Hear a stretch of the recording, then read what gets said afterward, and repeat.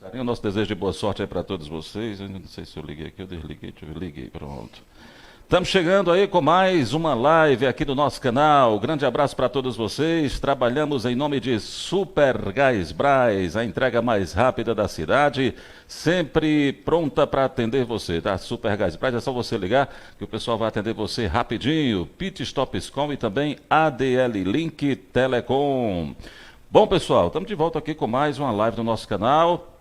Nesta tarde de quarta-feira, metade da semana, boa parte aí do comércio trabalhando, e a gente sempre tratando aí dessas questões relacionadas ao Covid-19, porque, enfim, é uma coisa que ainda não saiu da nossa pauta, por mais que a gente tenha desejado isso. Estamos de volta aqui com a nossa parceira, com a nossa colaboradora, né, Tatiane Costa, psicóloga, para falarmos um pouquinho hoje sobre essa questão, né, do luto tão precoce e tão reduzido, né, que a Covid-19 tem proporcionado para as famílias. Então, como é que isso pode impactar, né, as pessoas?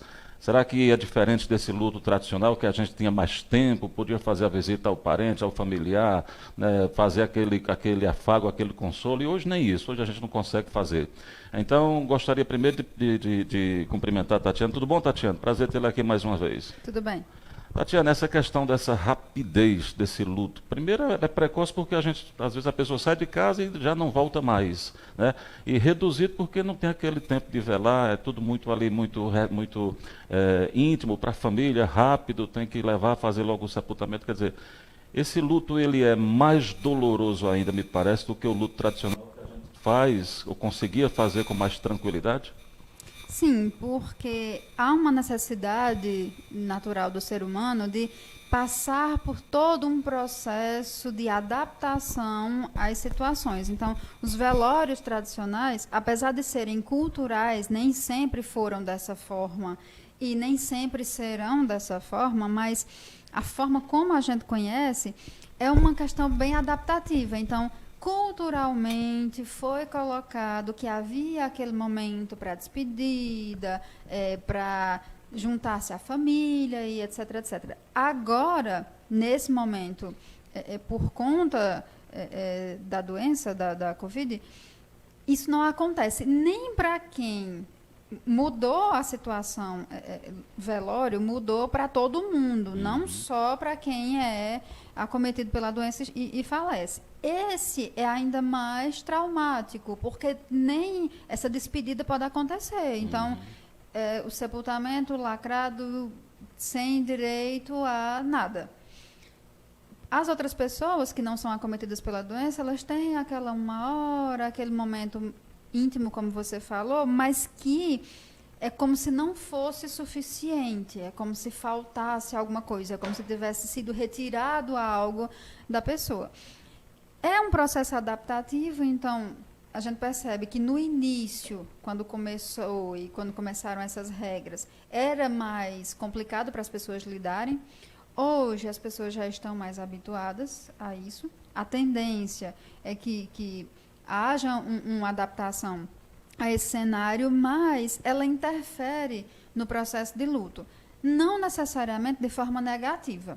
Para algumas pessoas, interfere de forma positiva na situação de luto, porque para muitos é bem mais desgastante aquele prolongamento do velório, aquela questão da espera, a noite inteira que se passa, pessoas que chegam e fica aquela recorrência, como se fosse um machucado que vai ficando por muito, muito tempo.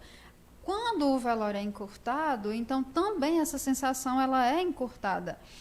As questões que ficam são as questões muito mais para pessoas de fora do que para pessoas de dentro. Porque foi só uma hora, mas eu estava ali, eu tive. A questão é para quem mora fora, por exemplo, que não pode vir. Para quem é parente, que tem aquela tradição de visitar, mas não pode. É muito mais complicado do que para a própria pessoa que vivenciou o velório daquela forma. As pessoas que são parentes de quem morreu de Covid-19, aí essas sim, elas têm um processo de luto bem mais complicado, porque elas não tiveram direito a isso. Então, por exemplo, alguém que morre num hospital, de lá, ela tem que ir diretamente para o sepultamento. Então, quem é da família não conseguiu ver pela última vez não conseguiu fazer aquela despedida e todo aquele processo que o velório oferece, que é necessário para a incorporação do luto. Então, acaba sendo uma situação bem mais traumática e bem mais impactante. Uhum. Mas essa questão, por exemplo, da despedida final, essa questão das homenagens, de uma missa, de todo um processo, de um ritual, quer dizer, isso é importante para o ser humano, né? Para que ele possa... E esse corte, o fato de não poder fazer isso, isso pode trazer uma carga negativa para a pessoa, por ela achar justamente que não fez o que a pessoa merecia? Não é uma regra, não são com todas as pessoas que isso acontece. Mas como é uma questão bem cultural, vai ser muito comum surgirem quadros em pessoas de que elas se sentem culpadas ou que o processo de luto acaba sendo muito mais prolongado porque ela não sentiu que houve aquela passagem. Então, é aquela coisa que sempre que eu lembro vai ser impactante porque parece que foi agora. Não houve aquela passagem com todos os seus rituais. Os rituais, eles sempre foram importantes para o ser humano. Então, desde a pré-história, a gente percebe que o ser humano ele sempre teve rituais, ele sempre criou rituais para sinalizar passagens, e a morte é uma delas. Então, isso sempre ajudou o ser humano a se adaptar. Os rituais de passagem, eles são formas de que o ser humano se adapte a situações de mudança. Então, da seca para a chuva, para a colheita, da criança para o adulto, para o adolescente e da vida para a morte. Então, os rituais, eles são importantes, sim. Independente da religião, na questão morte, sempre há rituais. Missa, culto, celebração, mesmo que não haja nada, mas já é um ritual não haver nada e ter todo o protocolo. Então, a quebra desses rituais, ou a interrupção desses rituais, e de forma tão brusca como foi agora, acaba sim impactando em algumas pessoas, talvez em uma maioria, e interfere no processo de elaboração de luto. Mas não quer dizer que para todas as pessoas haja isso. Mas em algumas, sim, é muito mais impactante. Pronto. O impacto de uma despedida como essa, que ocasionalmente a pessoa não pôde fazer sua despedida, ou ter esse momento de falar alguma coisa, de dizer alguma coisa, e de repente a pessoa saiu de casa doente e não voltou mais, enfim. Naquelas pessoas que já têm, obviamente, uma tendência a ter algum problema de saúde mental, isso pode ser também um gatilho para que isso piore ou não? Sim, pode. Então, a gente está falando em relação à Covid porque é uma situação nossa agora, atual. Mas essa situação de não ver pela última vez, não falar pela última vez, sair de casa doente e não voltar mais, é uma realidade presente nas nossas vidas antes e após Covid-19. Com a Covid é mais comum, mas é uma realidade constante. Causa um sofrimento adicional para essas pessoas que não puderam ter esse momento, mais uma vez, por sinalizar um rito. Então, dificilmente, se a gente for olhar, são raras as pessoas que a gente consegue fazer essa despedida em vida. São raras essas pessoas. Mas quando não acontece, gera em nós uma cobrança de que deveria ter acontecido.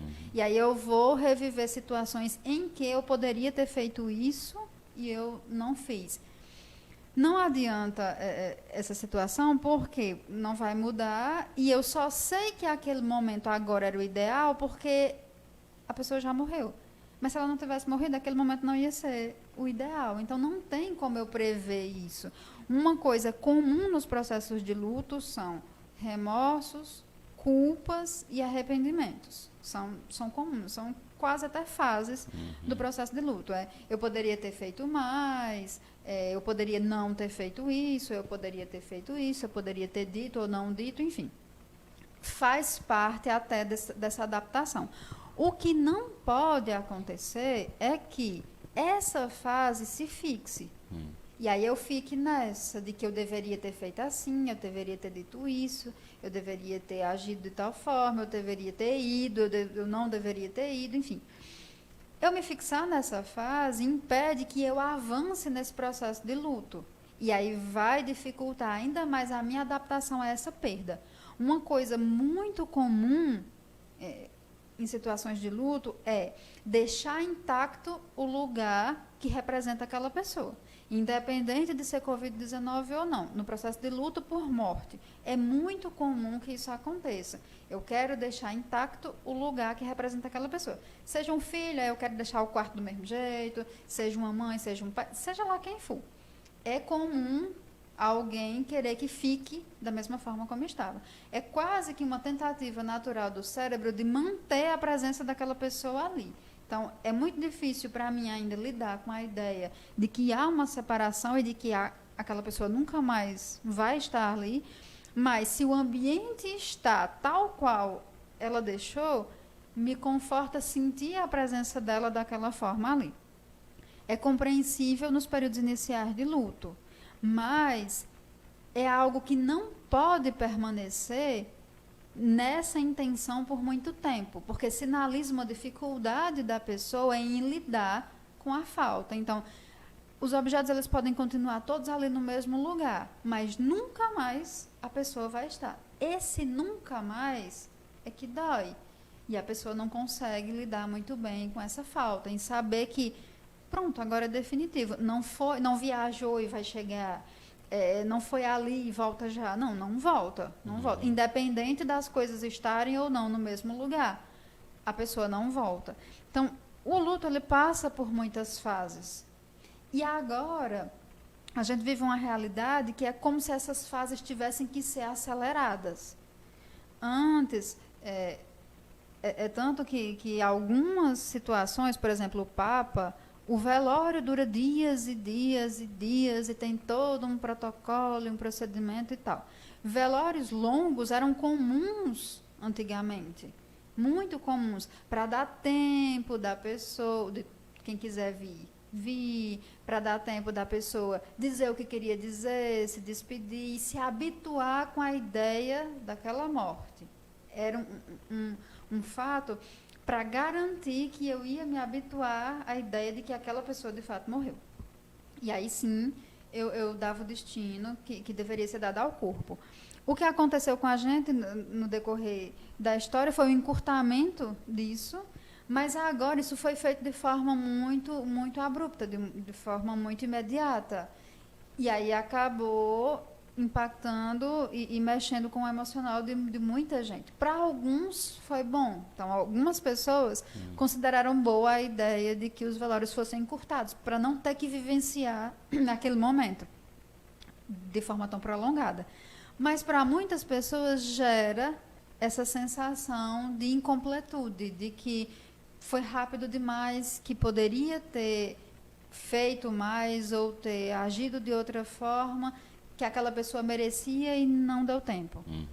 Quando você diz para algumas pessoas esse processo se tornou até bom, no sentido de que não é que a pessoa seja egoísta nem nada, é o jeito dela de lidar com a situação. Né? Talvez seja até uma forma de não ter aquelas emoções tão afloradas, tão mostradas, não é isso? Sim, porque para muitas pessoas o processo de velório é muito dolorido.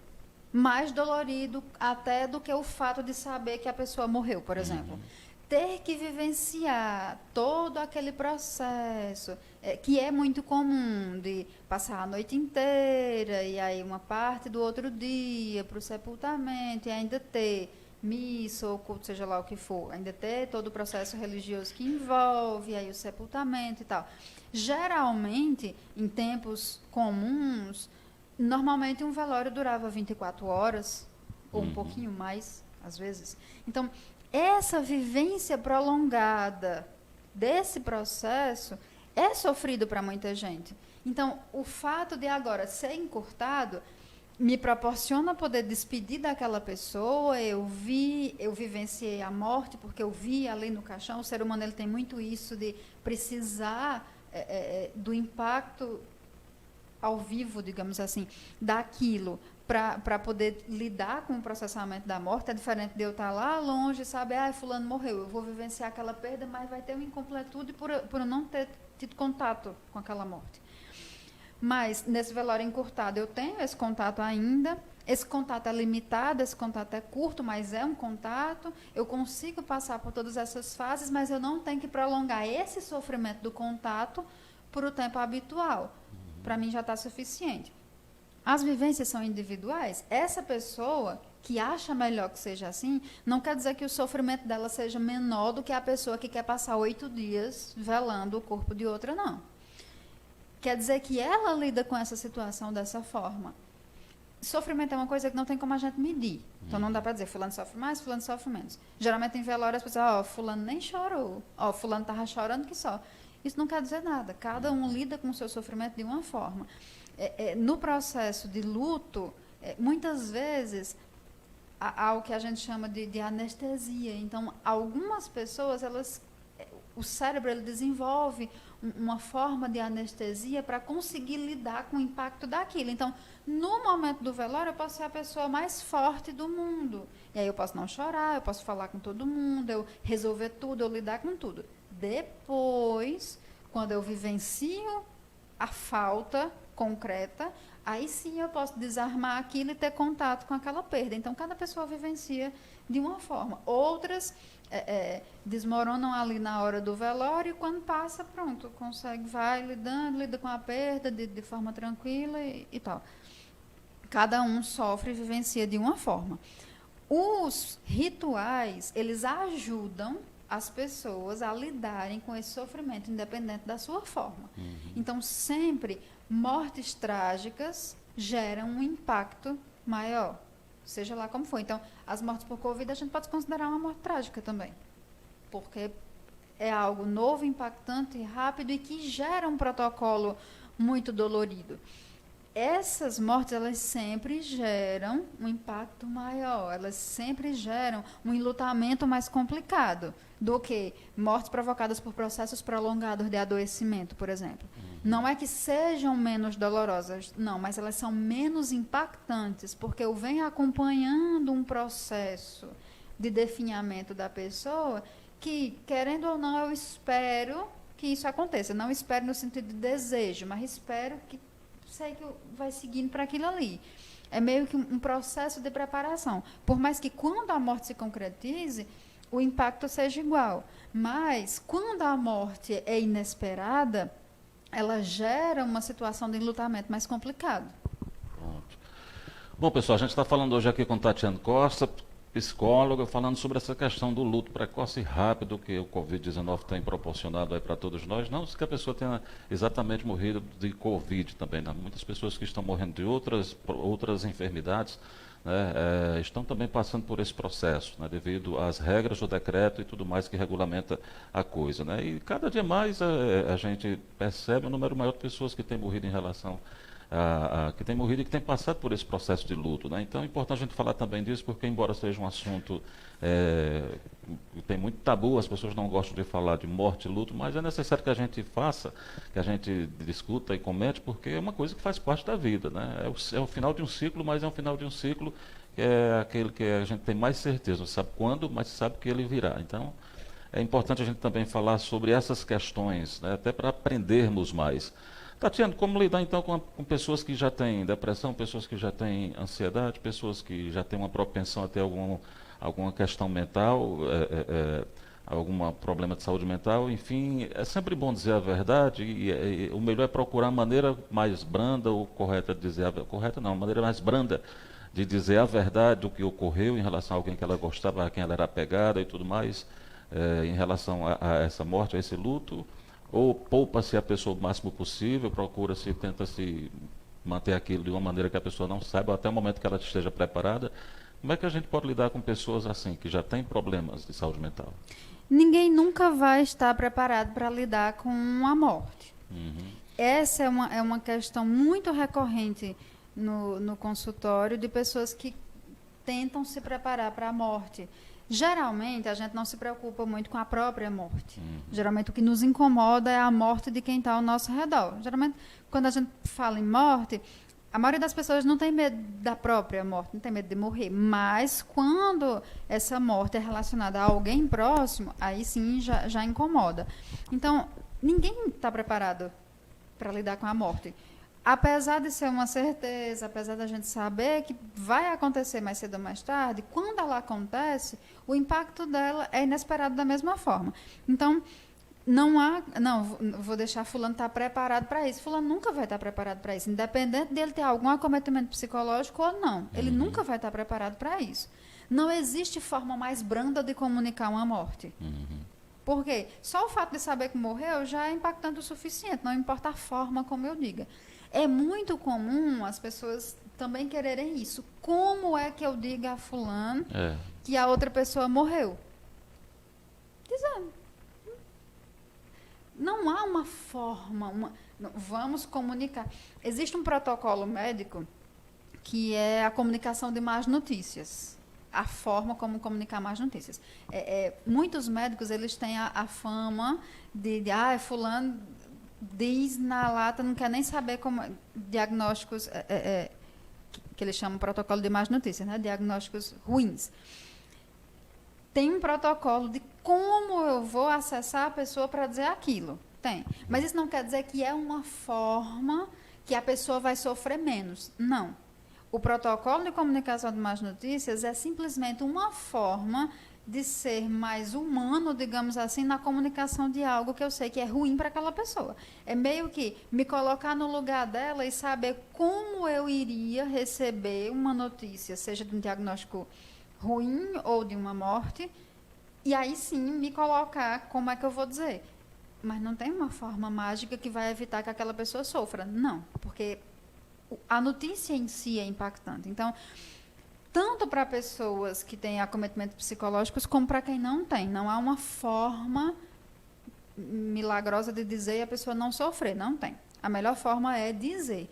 E dizer de uma forma... E aí sim, dizer, comunicar aquela pessoa de uma forma que eu gostaria de ser comunicado.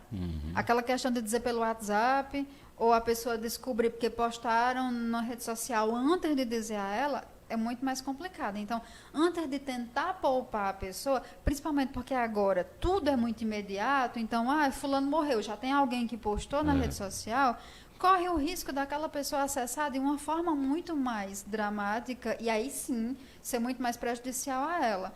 É muito melhor que ela saiba por alguém que ela confie, de uma forma que ela confie, do que ela saber porque uma pessoa postou por aí e ela descobriu sem esperar no impacto do momento. Pessoas que sofrem com quadros depressivos ou ansiosos, elas, no momento de luto, a gente está falando do luto pela morte, mas independente de qual seja a forma de luto, a primeira coisa, elas não podem interromper o tratamento. Há uma tendência a isso. Então, ela não pode interromper o tratamento. Ela não pode ser tratada como alguém que é... Tipo, ela não pode ser vitimizada, ela não pode ser colocada num lugar de, fulana é coitadinha, porque fulana tem isso, temos que ter mais cuidado com fulana. Não. Porque é uma tendência da gente querer fazer isso. Né? Isso, então, não, o correto não é isso. Ela tem que ser tratada como a pessoa que ela é, sabendo que ela tem as dificuldades que ela tem, mas ela continua sendo uma pessoa. O mais difícil de quem, principalmente de quem sofre com depressão, é esse lugar de coitadinho que colocam às vezes. Então, esse lugar de coitadinho impacta e fere muito mais a pessoa com depressão por ela perceber nesse momento que aí sim, aquela pessoa está me enxergando como alguém incapaz e como alguém que não pode fazer nada, então piora muito mais esse quadro depressivo. Ela tem que ser enxergada como uma pessoa. Pronto, uma pessoa. Assim como qualquer outra pessoa, que tem uma condição, que ela vive o sofrimento de uma forma mais delicada e mais intensa, sim, mas ainda assim uma pessoa que precisa estar inteirada de tudo e precisa lidar com tudo. Não é regra que essas pessoas que já têm esses acometimentos psicológicos, elas vão lidar com o luto de uma forma mais dolorida, mais sofrida ou de uma forma mais pesada, como as pessoas chamam. Não, não é uma regra. Elas podem lidar muito bem com a questão de luto. Até por já estar em tratamento, por cumprir os acompanhamentos, por geralmente ter acompanhamento psicológico, ela consegue lidar muito bem. Às vezes consegue lidar melhor do que alguém que não tem. Então, nunca tratar alguém por ter uma dificuldade aleatória de que ela... Não, precisa ter mais cuidado com ela em relação a isso. Não, não precisa. Geralmente as pessoas fazem isso, tanto com quem tem acometimento psicológico, quanto com pessoa idosa. Elas tendem a uma tentativa de proteger a pessoa idosa disso. A pessoa idosa, ela já entra em outra condição. Dependendo do estado geral da pessoa idosa, eu posso ver o que é necessário e o que não é necessário dizer àquela pessoa, de acordo com como ela está ou com o que ela tem. Por exemplo, pessoas em quadro de demência é desnecessário, porque não vai fazer diferença para ela aquela situação. Mas idosos mentalmente sãos e fisicamente bem, no limite do bem que a idade traz, não tem por que eu esconder. É muito pior eu esconder. Porque mais cedo ou mais tarde vai chegar alguém e vai comentar. E aí eu vou me sentir iludido, vou me sentir enganado e vai ser muito pior. Então, se for uma morte por um processo de adoecimento, eu posso estar atualizando aquela pessoa de como aquele idoso, de como aquela outra pessoa está. Eu não preciso dar detalhes diários, mas se o quadro vai se agravando e eu percebo que a morte possa ser inevitável, eu já vou atualizando aquela pessoa de que fulano hoje não amanheceu tão bem, fulano teve uma pior. E aí, quando chegar o momento da morte, ela já está meio que atualizada, e aí o impacto já não vai ser tão grande do que eu poupar que fulano está doente, de repente fulano morreu, e agora o que é que eu faço? Eu vou ter que dizer que fulano morreu sem dizer nem que ele estava doente. Gera um impacto muito maior. Temos, naturalmente, uma tendência a querer proteger os outros que achamos que vão sofrer mais ou que vão lidar de forma pior com essas situações. Erramos nisso. É quase que um comportamento natural. Quem está à frente da situação tenta proteger quem julga ser mais frágil. Errado por quê? Eu não posso julgar a fragilidade do outro pelo que eu acho, e porque ao me colocar nesse lugar, eu assumo pesos que não precisavam ser só meus. E aí eu carrego cargas de coisas que não precisavam ser só minhas. E aí depois que o processo de luto se instala de fato, eu tenho uma carga de acometimento muito maior do que eu precisava ter. Então, não dá para proteger o outro 100% do tempo. Não dá. Por quê? Porque se eu for fazer isso, eu vou me sobrecarregar. Eu vou tirar do outro a chance de elaborar o próprio luto de forma adequada. Porque quanto mais o outro vivencia e percebe que o processo de adoecimento está complicado e que a morte possa ser inevitável, a partir dali, ele já começa a elaborar o próprio luto. Quando eu tento poupar fulano daquela situação, eu estou impedindo que ele elabore essa situação. E aí, quando a morte acontece, o impacto é muito maior porque eu não tinha os instrumentos para isso. Então, o processo de luto se torna muito mais dolorido. E, para mim, eu já tinha tanta carga que a morte acontece, é como se o luto não encerrasse aquilo, porque eu ainda tenho muita coisa para vivenciar. Então, eu vou vivenciando o sofrimento, eu vou vivenciando todos os processos pelos quais eu já passei, mas como eu não tinha com quem dividir, eles não encerram. E aí a morte aconteceu, mas o processo de sofrimento continua até chegar na elaboração. Então, antes de proteger, eu preciso cuidar de mim e saber que blindar o outro não é proteger. Às vezes é um malefício. Eu preciso dividir o fardo, porque eu não preciso carregar ele só. Uhum. Bom, então, para a gente encerrar, eu queria que você me dissesse, nos desse uma luz, por exemplo, em relação no dia a dia, depois que a pessoa morre, foi sepultada, a gente tem que voltar para casa e a vida segue. Mas aí está a ausência presente. É uma coisa contraditória, mas é fato. Aquela ausência se torna a pessoa muito mais presente. É aquela dor de não tê-la mais ali, naquilo que ela, né, na comunicação diária, na interação diária, enfim. Parece que aquela dor ali é uma que vai causando no dia a dia trazendo aquele choque de realidade diária que você não está mais aqui. Isso é dela, não tem mais isso. A rotina foi modificada pela ausência da pessoa. Esse é, na prática, o luto realmente que a gente vive, ou seja, essa ausência mesmo, não só aquela que a pessoa está lá no caixão e foi sepultada, mas essa ausência diária. E é nesse momento que a pessoa tem que procurar o equilíbrio emocional e psicológico para poder seguir adiante, sabendo que existe essa dor e que essa dor pode perdurar por algum tempo e é provável que perdure. Esse é, de fato, o processo de luto. O luto não é a morte concreta em si e eu ver o corpo sem vida no caixão e o sepultamento. Não, aquilo não é o luto. É tanto que aquilo, geralmente, as pessoas que vivenciam esse processo, e aí quem está assistindo, por exemplo, geralmente já vivenciou isso de alguma forma, não necessariamente de uma pessoa próxima, mas já vivenciou de alguém, aquele momento ele é tão surreal, digamos assim, que é quase como se não tivesse acontecendo comigo. Você está ali, mas você não está ali ao mesmo tempo. É uma coisa que não dá para explicar em palavras. Mas a realidade da forma como ela se apresenta, ela é muito mais complicada e aí sim é o processo de luto. Então, dia a dia é um processo de adaptação. Eu vou adaptar a minha vida agora a essa falta constante. Então, no início é uma dor presente, uma dor quase física, mas com o passar do tempo, aquela dor ela vai dando lugar à falta. A falta vai dando lugar à saudade. Então, aquela pessoa ela nunca vai ser esquecida completamente. Nunca vai ser esquecida.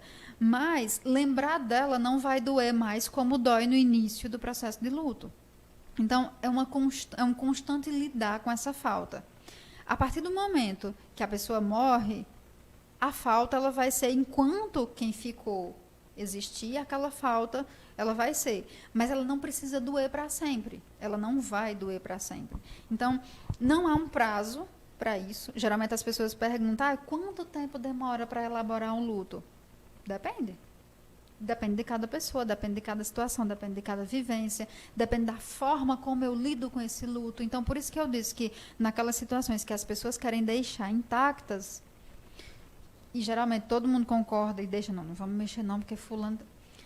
Esse tipo de situação torna mais complicada a vivência do luto, porque eu vou distanciando a minha adaptação à falta da pessoa. Porque quando eu deixo tudo no seu devido lugarzinho e não mexo, é como se eu quisesse deixar a pessoa ali. Então, torna para mim mais difícil lidar com o fato de saber que não. Se eu tirar essa caneca daqui, porque tu deixava aqui e colocar aqui, eu não preciso colocar de volta aqui, porque tu vai chegar e vai reclamar que não está no teu lugar. Agora, no lugar que eu colocar, eu posso deixar em qualquer lugar, porque não vai mudar. Causa uma dor, essa sensação, ela causa uma dor, mas ela é necessária para que eu consiga vivenciar e elaborar esse processo. E saber que eu não vou apagar essa falta, mas eu também não vou substituir esse vazio, porque não tem como substituir. Não importa o que eu faça, essa falta vai estar ali e eu vou ter que encontrar formas de lidar com ela. Então, não, eu não consigo dormir nessa casa sozinho. E aí, não é a questão do medo porque morreu uma pessoa ali, não. Eu não consigo dormir nessa casa sozinho porque a falta é muito presente, como tu falou. É contraditório, mas é real. Então, a falta é muito presente, certo? Então, você não dorme. Tudo bem. No outro dia, eu não consigo dormir nessa casa sozinho. Peraí. Vai ter um dia que tu vai ter que dormir nessa casa sozinho. E esse dia sempre vai ser o primeiro dia. E vai ser o primeiro dia que tu vai fazer isso sozinho, sem aquela pessoa. Então, não importa se tu passa 30 anos depois, o impacto de tu dormir na casa sozinho vai ser o primeiro impacto de dormir na casa sozinho. Então, as pessoas elas tendem a adiar situações que elas sentem como desconfortáveis. Eu vou deixar para quando eu estiver preparado. Tu nunca vai estar preparado, porque sempre vai ser o primeiro dia sem aquela pessoa. Não, mas se passarem muitos dias, ou muitos meses, ou muitos anos, vai ser melhor para mim lidar. Quem disse? Porque naquele dia, por mais que tu já esteja acostumado com a ideia de que fulano morreu, ainda assim vai ser o primeiro dia que eu vou fazer aquilo sem fulano. Então, geralmente, a gente fala, apesar de não ter prazo para a elaboração do luto, mas a gente fala que geralmente o primeiro ano é o mais complicado. Por quê? O primeiro ano ele é simbólico e são as primeiras datas sem aquela pessoa. Então, no segundo, eu já sei como é passar aquelas datas sem aquela pessoa, mas o primeiro tem sempre o impacto do primeiro. Então, não é que após um ano todo mundo já tem que ter seguido a vida e não ter mais nada com essa questão de luto. Não, não é isso. Existe o luto patológico, que aí é outra situação de que a pessoa se fixa numa etapa e ela não evolui para as outras e a vida não segue. A vida parou depois que fulano morreu. Isso aí também não tem prazo. É a forma como eu vivencio. Pode ter só 2 meses que a pessoa morreu, mas se ela parou ali e ela não dá seguimento à vida, mesmo com a dor e aquela coisa toda, já é patológico. Assim como não há um prazo para elaboração saudável. Mas, em regra, a gente diz que o comum é que o primeiro ano seja o mais difícil, por todo o simbolismo que representa. O primeiro aniversário de filho sem a mãe, ou da pessoa que faleceu, primeiros eventos sem a presença daquela pessoa, enfim. Isso vai sempre causando um impacto até o primeiro ano do dia que a pessoa morreu. Pronto, aí eu vou vivenciar aquilo ali de novo e tal. No segundo, eu já sei como é estar sem aquela pessoa. Então, teoricamente, é mais fácil de lidar. O que, no geral, as pessoas precisam fazer em processos como esse, que são inevitáveis e estão diferentes agora, mas o processo de luto continua igual, independente da forma, eu preciso me permitir essa adaptação. Eu não vou esquecer, nada que eu fizer vai trazer aquela pessoa de volta, e o que aquela pessoa possivelmente queria era que eu estivesse bem. Então, eu vou trabalhar para que eu esteja bem. Não tem nada que eu faça ou que eu deixe de fazer que vai manchar ou ferir a memória daquela pessoa, porque a memória daquela pessoa sou eu que crio. Ela está na minha memória, então nada que eu faça vai alterar a memória que eu tenho daquela pessoa ali. O que ela queria era que eu estivesse bem, então eu preciso trabalhar para estar bem. Enfrentar as situações que são incômodas. Quais são as situações mais incômodas, geralmente? Mexer nas coisas da pessoa, ver fotos, geralmente, da pessoa. De início, são situações que impactam mais. Mas eu preciso entrar na vida da pessoa para que eu consiga resgatar memórias que me tragam saudade, diferente das memórias da morte que me trazem dor. Então, elaborar esse processo, entrar na casa da pessoa, olhar os objetos da pessoa, mexer nos objetos da pessoa. Não é o momento, talvez, de se desvencilhar de objetos. Por exemplo, doar roupas, doar coisas da pessoa. Talvez não seja o momento pelo apego que aquilo traz. Mas deixar intocado também não é o ideal. Eu preciso olhar, eu preciso tocar, eu preciso mexer, eu preciso ver, para que eu crie memórias que sejam menos dolorosas do que a memória da morte. Pessoas que passam por um processo de adoecimento, por exemplo, ficam as imagens do sofrimento da pessoa. Quando eu revivo através de fotos ou de objetos da pessoa, eu consigo resgatar memórias que são mais saudáveis. Então, eu consigo lembrar daquela pessoa bem, daquela pessoa alegre, de momentos que aquela pessoa viveu, que não vão substituir os momentos de tristeza e de dor, do sofrimento, da doença e da morte, mas que vão ocupar um espaço que antes era ocupado só pela dor. E aí vai ser a falta, mas a falta preenchida pela saudade e não pela dor da morte. Pronto. Bom, de fato, pessoal, o que a gente quer deixar bem claro aqui para vocês é que nós estamos passando por situações diferentes com essa Covid-19, inclusive do começo ao fim, desde que aparece pela questão do isolamento, já nos tira muita coisa, já nos tirou muita coisa da nossa liberdade, e até o final, que nos causa, para as pessoas que partem, né, que não resistem, e para aquelas que não morrem de Covid, mas que estão tendo que obedecer, as famílias tendo que obedecer uma determinação dos governantes, acabam tendo essa despedida mais rápida, sem o culto, sem a missa, sem a despedida, como a gente está acostumado a fazer, sem a visita do amigo na casa da família, né? E tudo isso realmente tem causado, a gente percebe uma dor em alguns casos, em algumas pessoas, mais intensa, justamente por não ter esse afago. Então fica muito só aquela coisa da rede social, do contato ali, enfim. Mas é como a gente está aprendendo aqui com Tatiana, né? É preciso ter o pé no chão, saber lidar com as emoções, saber falar, porque tem muita gente que também deixa de falar, não coloca para fora, tem vontade de chorar, mas não chora, né? Acha que o luto vai ter que passar em um mês, porque tem que voltar a trabalhar, e se não chorar durante o mês inteiro, as pessoas vão dizer que a pessoa não gostava da outra. Tem muito dessa pressão que é da cultura, né? Que não é uma coisa legal também, né? Porque é muito baseada no externo, do que a pessoa tem que demonstrar, é vestir preto, não poder sair de casa para ir tomar um café na casa de outra pessoa porque já está comemorando outra coisa, enfim. Tem muita gente que também se deixa muito levar por esse tipo de coisa, né, Tatiana, e que não é saudável, né? Isso, e isso dificulta ainda mais o processo de luto. Então, o luto, além da dor da perda, eu vou ter que lidar com a dor que os outros querem que eu sinta. Por isso que no começo eu disse que o sofrimento ele é individual, porque para muitas pessoas deveria permanecer da forma como está. Do tipo, 1 hora ou 2 no máximo de velório, ninguém vai na casa de ninguém, ninguém, nada. Por quê?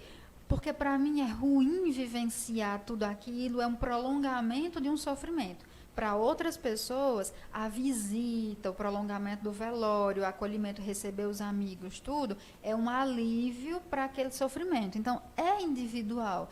Então, é interessante que a gente se atente a isso, que cada pessoa sofre de uma forma e cada pessoa tem uma necessidade. Num processo de luto, a gente precisa respeitar e acessar a necessidade do outro. Se fulano quer que eu abrace, se fulano não quer que eu abrace, se fulano quer que eu vá lá, se fulano não quer que eu vá lá, eu preciso respeitar a vontade e a necessidade do outro, e nós, enquanto indivíduos, precisamos respeitar as nossas necessidades. E, nesse momento, atentar para o que é que eu quero e para aquilo que eu não quero que aconteça, independente do que a sociedade vai me cobrar ou não. Cada vez mais temos que estar atentos em relação a isso, né? Tatiane Costa, obrigado mais uma vez por compartilhar com a gente seu conhecimento, por nos dar essas informações, né, por nos permitir refletir sobre essas questões que são muito delicadas, né, a questão de morte e luta, tudo muito delicado. A gente não está acostumado a falar sobre isso, embora seja uma coisa bem presente, mas eu sempre acho que é necessário, se faz necessário que a gente quebre aos poucos esse tabu, respeitando, obviamente, as culturas, o jeito de cada um pensar e falar, mas acho que a gente sempre tem que bater nessas teclas, porque é um ciclo que faz parte da vida, é um momento que a gente passa, é um momento que a gente vai passar, as pessoas vão passar, a gente vai ter que... Então, acho que é sempre importante a gente, respeitando todas as coisas que rodeiam o tema, sempre tentar refletir racionalmente, né, sobre essa questão. Então, muito obrigado. Fale então aí de você, do seu atendimento, né, do seu trabalho, fique à vontade. E hoje ainda diferente, porque para além de falar como psicóloga, eu também estou vivenciando o processo de luto, né? Faz só 20 dias. Então, dentro dessa realidade também que a gente está falando, eu vivenciando dentro dessa nova realidade. Os atendimentos, a gente já retomou os atendimentos presenciais, mas permanecem os atendimentos online para quem preferir. E o contato é o 9625-1227. Obrigado e até semana que vem, viu? Até.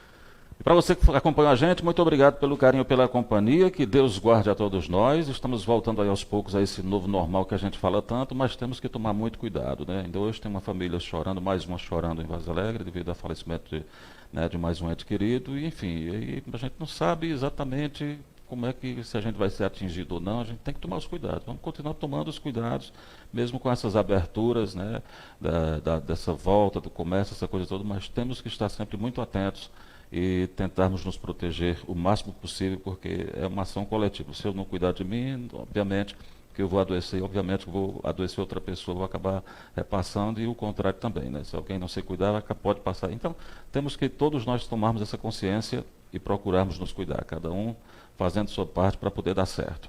Abraço grande, pessoal, tudo de bom, e a gente se vê por aí, se Deus quiser. Tchau.